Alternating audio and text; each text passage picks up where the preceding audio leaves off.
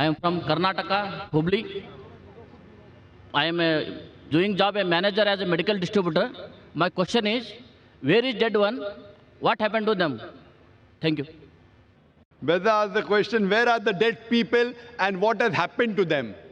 As I mentioned in my earlier answers, that Allah says in Surah Mulk, chapter number 67, verse number 2, Allazi khalaqal mauta wal hayata. That Almighty God has created death and life to test which of you is good indeed. So this life is the test for the hereafter. Now once a person dies, his test is over. Test is finished. But the results of all the human beings, from the first human being on the face of the earth, from Adam, peace be upon him, till all of us that are living, as well as till the last human being going to live, all will be resurrected on the day of judgment. And the results will be declared together. You know how we have, for example, here we have voting.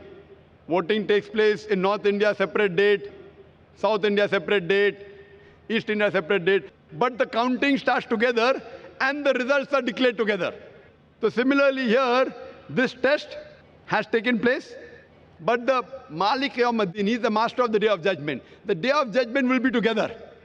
Hisab Kitab, who's right, who's wrong will take place together, and then depending upon your good deeds or bad deeds, have you obeyed the commandments of Almighty God or not, you may go to heaven or hell. So all of us would be resurrected. At present, they are dormant.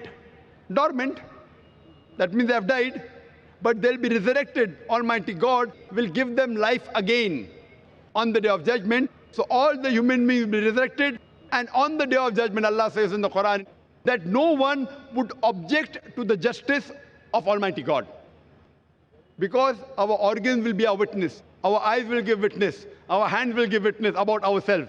So even those who will be put in hell, if they have not followed the commandments, the Quran says they will not object to the justice of Almighty God. They will say, give us one more chance, and Almighty God will say, it is too late.